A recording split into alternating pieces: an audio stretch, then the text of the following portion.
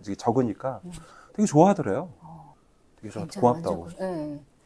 저도 기억했다가 써먹어야 될 것 같아요. 믿고 기다리겠습니다. 저한테 이메일 보낼 때 그렇게 보내실 것 같아요. 구독자분들 믿고 기다리겠습니다. 켜져 있는 거예요? 이 결근방에 진짜 내용 너무 좋은 것 같아요. 나이스도 그렇고. 네. 그 이모분이 그러는 거예요. 이거 되게 나한테 좋은 인사이트다. 제가 밑에다가 한 줄만 더 넣으세요. 그랬더니 뭘 넣냐요. 그래서 제가 어떤 일을 요청합니다. 그리고 밑에다가 믿고 기다리겠습니다. 이렇게. 오늘 잠깐만요. 믿고 기다리겠습니다. 믿고 기다리겠습니다. 그랬더니 회사에서 일 잘한다라는 소리를 듣는 사람과 일 못한다라는 소리를 듣는 사람들의 차이점 어디에 있을까요? 바로 말습관입니다. 안녕하세요. 저는 행동심리분석가 이상현입니다. 오늘은 여러분들이 일터에서 더욱 빛날 수 있는 말습관에 대해서 알아보려고 하는데요. 이 매력적인 비밀을 풀어주실 분을 모셨습니다. 사원으로 시작을 하셔서요. 농땡, 풀무땡, 자땡에서 팀장과 임원으로 근무를 하셨고요. 그리고 지금은 다양한 기업에서 소통과 리더십, 성과관리, 변화관리 강의를 하고 계십니다. 네, 리더의 말습관의 저자이시기도 한 이인우 박사님을 모셨습니다. 안녕하세요, 박사님. 안녕하세요. 네, 반갑습니다. 반갑습니다. 네. 저희가 뵐 수 있는 기회가 굉장히 많았었는데 네. 책으로 먼저 박사님을 배웠어요. 그러네요. 오늘 만나게 돼서 반갑습니다. 네, 책으로 먼저 뵙고 책을 읽다 보니까 굉장히 내용이 친절하고 알차게 되어 있어서 제가 박사님을 꼭 뵙고 조금 더 딥하게 파헤쳐 봐야겠다라는 생각으로 이렇게 박사님을 저희 채널에 모셨습니다. 기업에서 굉장히 많은 비용을 들여서 섭외를 해서 초청하시는 연사님이십니다. 이 연사님께서 오늘 저희 채널에서 아낌없이 내용을 풀어주시지 않을까 기대를 한번 해보는데요. 여러분들이 기다리고 계신 내용으로 바로 들어가 보도록 할게요. 네, 가장 먼저 저희가 1부에서는 일 잘하는 사람과 못하는 사람의 말습관에 대해서 알아보려고 하는데요. 네. 일 잘하는 사람들은 이런 말습관이 있더라. 어떤 것들이 있었을까요? 사실 한두 가지로 딱 잘라서 얘기하기는 좀 어려웠던 것 같아요. 그렇지만 일을 잘하는 사람들의 특징들을 보면 그들이 갖고 있는 공통적인 것들이 몇 가지가 좀 있는 것 같아요. 사실 그 조직이라는 곳이 혼자 일할 수 있는 건 아니잖아요. 그 회사라는 곳, 조직이라는 곳은 나와 또 내 주변에 있는 분들이 같이 협력을 통해서 일을 만들어가는 거다 보니까 자기가 혼자 일을 잘하는 것도 중요하겠지만 나하고 주변에 있는 사람들과의 관계가 그렇게 중요한 것 같더라고요. 근데 그 관계 안에 사실 그 사람의 말습관이 되게 많은 부분을 차지하고 있는 것 같습니다. 네. 우리가 무의식적으로 내뱉는 말이 그 사람이 어떤 단어를 쓰는지, 어떤 표현을 사용하는지 이런 것만 보더라도 그 사람의 보여지지 않은 그 내적인 상태를 이해하기가 굉장히 쉽잖아요. 네, 그런 것 같아요. 그리고 또 많은 분들이 회사에서 일을 하는 게 일도 일이지만 사실 일보다 사람과의 관계가 더 힘들다. 이러한 토로도 굉장히 많이 하시기 때문에 또 이러한 걱정거리를 우리는 어떠한 말습관으로 조금 더 개선해 볼 수 있을까 오늘 굉장히 기대가 많이 되는데요. 자, 제가 아주 이 질문들을 준비하면서 가장 관심이 있었던 질문입니다. 일 잘하는 사람들의 요청에 대해서 한번 여쭤보려고 하는데요. 일 잘하는 사람들의 특징은 이 많은 사람들과 협업을 하는 중에서 네. 요청의 달인이다라는 느낌을 굉장히 많이 받았거든요. 네. 요청을 하면서도 상대가 뭔가 부담되지 않게 근데 굉장히 명확하게 이 사람 요청을 하면 뭔가 들어주고 싶어, 요청을 들어주고 싶어 이런 요청의 달인들이 주변에 있단 말이죠. 네. 이 요청의 달인들 어떻게 하면 우리도 그들의 것을 우리 것을 배워서 마스터가 될 수 있을까요? 이제 일을 같이 하다 보면 협력을 같이 해야 되잖아요. 근데 어떤 분이 저에게 요청을 해오면 요청을 받으면서도 별로 기분이 좋지 않을 때가 있고요. 어떤 경우에는 요청을 받으면 굉장히 내가 마음이 우러나서 협력을 더 열심히 하게 되는 경우가 있거든요. 왜 그런가 보게 되면은 제가 조금 더 쉽게 말씀을 드리면 저는 이 책에 이렇게 적어놨어요. 지시하지 말고 요청하자. 근데 그 요청을 저는 조금 더 나이스하게 하자 이렇게 좀 적어놨거든요. 예. 네.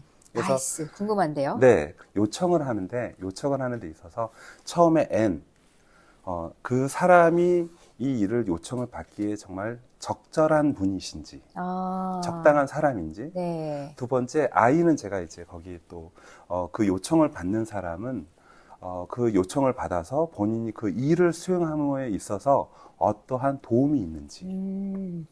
네. 그리고 이제 그 세 번째 C는, 요청을 할 때는 명확하게, 정확하게 어떤 만큼의 일을 그 스코프를 가지고 이렇게 요청을 하라라고 하는 클리어하게 좀 해달라고 했고요. 나머지 E는 요청을 함에 있어서도 감사의 의미를 표현해 주시면 좋은 요청의 방법입니다. 네. 나이스한 방법입니다. 라고 정리를 해놨습니다. 네. 굉장히 명쾌하게 여기서 정리를 해주셨는데요. 요청받는 사람이 적절한지, 그리고 맞아요. 그 사람이 요청을 받아서 요청을 해주었을 때에 그 사람이 얻을 수 있는 이득은 무엇인지, 네, 그리고 요청을 하는데 그 내용이 조금 더 명확한지, 그리고 요청의 칭찬과 감사의 표현을 담고 있는가, 이 네 가지만 기억하셔도 이 부분은 꼭 리더분들이 아니더라도 일상생활에서 업무를 보시면서 많은 협업을 하실 때 협업을 요청을 하시잖아요. 이 네 가지, 나이스, 이 네 가지를 꼭 기억하시면 조금 더 요청의 달인이 되실 수 있지 않을까라는 생각을 하는데요. 회사 생활의 대부분이 미팅하고 회의하고 또 자기 일하고 이런 것들이 많은데요. 특히나 이제 회의에 참여하는 경우들이 많잖아요. 그럴 때 상사가 잘 이해하게끔 하려면 결론, 근거, 방법 이걸 좀 줄여서 결근방이라고 제가 정리를 좀 해놨어요. 그래서 결근방. 회의 시간에 본인의 얘기를 할 때 결론을 먼저 말씀을 드리고 그 다음에 근거를 말씀을 드리고 그 다음에 거기에 대한 방법을 설명해 난다라고 하면 훨씬 직장에서 계신 상사분들이나 동료분들이 이해하기가 되게 좋으실 것 같아요. 이번 분기 판촉 프로모션을 더 강력하게 해야 될 것 같습니다. 그러한 근거는 첫 번째 이러한 이유가 있습니다. 경쟁사가 지금 굉장히 좀 우리하고의 어떤 치열한 경쟁 속에서 우리가 우리의 자리를 지켜야 되기 때문에 해야 됩니다. 또 시장 상황에서 고객들에게 더 많이 소구해야 됩니다. 이런 근거를 대고 나서요. 방법은 그래서 다음 주부터 직접 우리가 기존에 거래했던 어떤 업체라든지 이런 방법들을 통해서 순차적으로 이렇게 진행해 나가도록 하겠습니다. 이렇게 결론, 근거, 방법을 제시한다라고 하면 훨씬 말하시는 분들이 어떤 소신을 가지고 또 해결책을 가지고 전문성을 가지고 얘기하고 계시다라는 것을 느끼게 하실 수 있을 것 같습니다. 네, 굉장히 꿀팁이네요. 결근방 딱 외워야겠어요. 결론, 근거, 방법을 제시한다.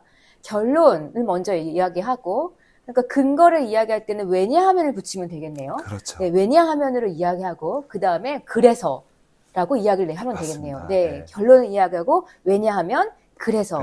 네, 결근방. 요거 딱 기억해서 오늘부터 이야기할 때 결근방 꼭 활용해 보시길 바랍니다.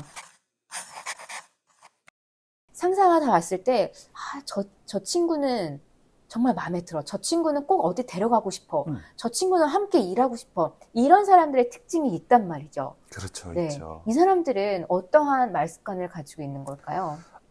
정말 좋은 포인트 말씀해 주신 것 같아요. 우리가 이제 조직 생활 하다 보면 어떤 그 상사분들이 꼭 이분을 이렇게 같이 일하고 싶어 하는 분들이 계세요. 그래서 이분은 여기서 일하다가도 이쪽에서 또 이쪽 부서에서 이렇게 옮겨가면서 그 회사 내에서도 스카웃을 당하는 듯한 누구나 그 사람과 일하고 싶어 해요. 그 이유가 무엇일까 보면요. 만약에 이 영상을 보고 계신 우리 분들께서 지금 리더이기도 하시고 앞으로 또 리더가 되실 분도 많이 계시잖아요. 역지사지로 입장을 바꿔놓고 생각을 해본다고 하면 내가 어떤 것을 협력을 요청했을 때 상대방이 태도가 좀 이렇게 비협력적이고 비협조적이다고 하면 같이 일하기가 쉬울까요? 많이 어려워 보일 것 같아요.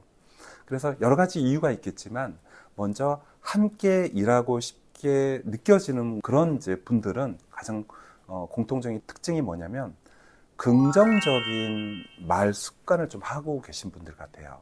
긍정적인 말 습관. 이를테면 이런 거죠. 제 이름이 이인우인데요. 만약에 이제 이대리라고 한다라고 하면 이대리 이것 좀 한번 해볼 수 있겠어요? 라고 하면 아유 어려울 것 같습니다. 이거보다는 한번 해보겠습니다. 일단 가능성이 있다라고 하면 한번 해보고 도전해보는 그러한 말습관과 태도가 있다라고 하면 누구라도 같이 일하고 싶어하는 그런 생각이 드실 거라고 생각이 듭니다. 상사 입장에서는 그게 굉장히 중요하겠네요. 네. 어려운 태스크가 주어지더라도 일단 한번 해보겠습니다. 해보겠습니다. 네. 그런 말 자체가 그리고 일단 한번 해보겠습니다라고 한번 말씀드리고 나서 하다 보면요. 거기에서 어떤 걸림돌이라든지 제약 조건들이 생기잖아요. 그럼 그런 것들을 메모해서 이 일을 같이 하고 있는 내 어떤 상사나 보스에게 요런 해보다 보니까 요런 문제가 좀 있는데요. 어떻게 할까요? 라고 물어본다라고 하면 정말 상사 입장에서는 얼마나 고맙고 정말 대단해 보이지 않을까 이런 생각을 좀 하게 됩니다. 일을 하다 보면 그 사람이 가지고 있는 실력도 실력이지만 정말 실력만큼 크게 보이는 것이 그 사람이 일을 대하는 태도인 것 같아요. 일을 대하는 태도. 네, 네. 일을 대하는 태도, 본인이 있는 포지션에 대한 책임을 지는 태도, 네, 그리고 관계에서 어떤 시도를 거리낌 없이 해보려는 태도, 이런 태도인 것 같아요. 근데 정말 그렇게 생각을 해보면 이렇게 말 한마디 한마디가 정말 그 사람의 내적을 보이지 않는 상태를 우리는 끊임없이 그냥 나는 이런 사람이에요. 이런 태도를 가지고 있는 사람이에요. 예. 이런 것들을 끊임없이 계속 이야기를 하면서 지내고 있었구나라는 생각이 드네요. 네. 네. 네. 그리고 또 일을 잘하는 사람 특징 중에 하나가 네. 경청을 잘한다는 거잖아요. 그렇죠. 그런데 정말 경청은 중요한 건 알지만 잘하기 어려운 것 중에 하나인 것 같기도 해요. 저도 강연을 하면서 이제 리더분들 뵙잖아요. 그럼 이제 뭐 리더의 특징이 뭘까요? 막 이렇게 질문을 드리면 막 경청 대답 꼭 해주시거든요. 그러면 이제 대답하신 분께 가서 제가 여쭤봐요. 경청을 하고 계시다는 걸 상대가 어떻게 알 수 있어요? 라고 물어보면 그거 다 아닌 거 아이가? 이렇게 이야기를 하시는 분들도 계시거든요. 그러니까 경청은 우리는 너무 많이 들어서 경청이 어떤 거다 굉장히 잘 알고 중요한 것도 잘 알아요. 그런데 실제로 그것을 잘 아는 것과 실제로 내가 당신의 이야기를 경청하고 있습니다를 상대에게 정확하게 전달할 수 있는 건 다른 능력이다라고 생각을 하거든요. 일 잘하는 사람의 특징, 경청을 잘한다. 그리고 내가 경청을 잘하고 있다는 걸 상대방이 인지할 수 있도록 표현한다. 이거 같은데요. 어떻게 하면 경청의 말습관 가질 수 있을까요? 경청을 잘 해야 되는데 네. 이것이 사람의 역본능인 것 같아요. 사람이 상대방의 얘기를 듣고 있다 보면 내 얘기를 하고 싶잖아요. 그러니까 이렇게 하시라니까요. 경청하다가 됐고요. 됐고요. 다 이해했으니까요. 이렇게 그냥 자기의 어떤 본능이 막 이렇게 올라오는 거죠. 네. 근데 경청이라고 하는 것은 그 본능을 이렇게 내리면서 역으로 어떤 역본능의 행동을 해야 되다 보니까 좀 어려운 것 같아요. 그래서 저는 이제 우리 이상한 대표님 책 읽어다 보면은 경청을 하는 데 있어서 눈으로도 이렇게 잘 쳐다보면서 그리고 또 손동작도 어떻게 해야 되는지 이런 아주 구체적인 그 묘사를 잘 해주셔가지고 네. 되게 도움이 많이 됐거든요. 감사합니다. 제가 한 가지만 조금 더 덧붙인다라고 하면 저는 듣는 것도 큰 범주에서 보면은 말하는 좋은 습관이라고 생각을 하거든요. 듣는 것도. 네. 그래서 이제 저는 우리가 스피치라고 쓰고 저는 그 습을 한자로 익힐 습자를 써가지고 스피치라고 좀 말씀드리고 싶어요. 무슨 말씀이냐면 경청도 한 번 연습하고 두 번 연습하고 세 번 연습하면 훨씬 더 좋아질 수 있다고 생각이 좀 들거든요. 네. 그래서 저도 더 열심히 할 거고요. 우리 경청은 서로 간에 조금 더 연습하면 더 좋아질 거라고 생각합니다. 말 어떻게 하면 잘할까 이 연습할 생각만 했지 어떻게 상대방의 이야기를 좀 더 잘 들을 수 있을까 이 연습도 필요하다는 생각은 처음 해보는 것 같아요. 네. 너무 겸손하신 거 아닌가요? 또 보면 경청을 가장 못하게 하는 것 중에 하나는 또 중간중간에 자꾸 내 생각이 났을 때 내 경험이 떠올랐을 때, 그렇죠. 내 생각이 떠올랐을 때 이렇게 꼰대라고 고개를 얘기를 막 했죠, 이제. 들이밀잖아요. 네. 그래서 하다 보면 막 하다가 막 잘 듣다가 나도 막 맞아, 내가 맞아. 그때 나도 그랬잖아. 이렇게 막 갑자기 물꼬가 내 쪽으로. 그 얘기 주제가 막 다른 쪽으로 막 이렇게 네, 흘러가고 네. 관점이 또 바뀌고 막 그러죠. 네. 그걸 안 하는 것도 굉장히 힘들어요. 네. 왜냐면 같이 듣고 있으면서 왜냐면 나도 그랬는데, 왜냐면 어떤 식으로 나도 그랬는데를 통해서 공감을 표현하고 싶은 거거든요. 근데 공감을 표현하는 게 나도 그랬어로 끝나지 않고 그 두 번째 문장을 이야기하기 시작하면 이미 주제를 너 거에서 내 걸로 가지고 올 거야. 약간 이런 느낌이 되는 그렇죠. 것 같아요. 네. 이렇게 해버리면 사실 상대방이 얘기를 하다가도 내가 경청할 수 있는 그런 기회가 싹 사라져버리는 거죠. 맞아. 나를 이해 못한다. 내 얘기 안 들어준다. 나한테 관심 없다. 이러면서 하려고 했던 이야기도 그냥 됐다. 그만하자. 그냥 이러고 가게 되는 것 같아요. 자, 이렇게 다양한 방법, 논리정연하게 이야기하는 방법, 경청을 잘 표현하는 방법 알아보고 있는데요. 또 이런 것들이 또 잘 되려면 기본적으로 좀 어휘력이 있어야 될 것 같거든요. 그러면 신입사원 분들이나 리더가 되고자 하시는 분들이 어휘력을 좀 키우려면 어떻게 하면 좋을까요? 어휘력을 좀 키우기 위해서는 저는 가장 중요한 것은 업무와 관련된 책을 좀 읽으시는 게 많이 도움이 된다고 저는 생각을 합니다.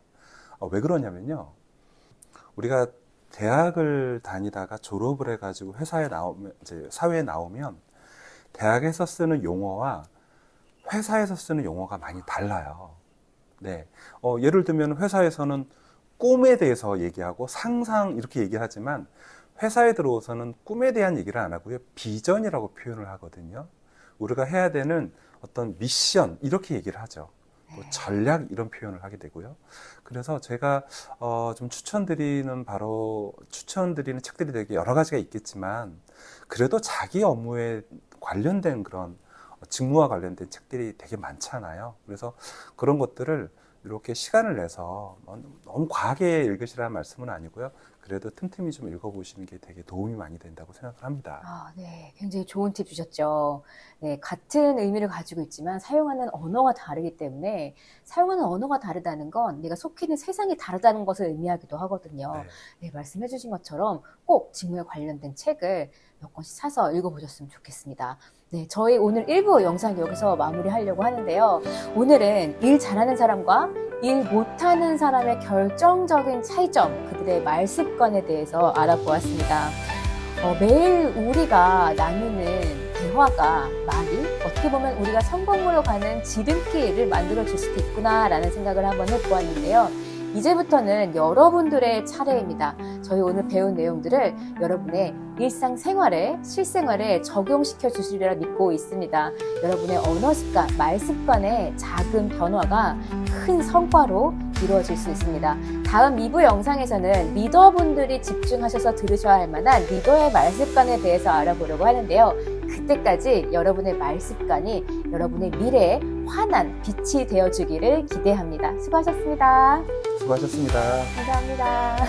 감사합니다. 네.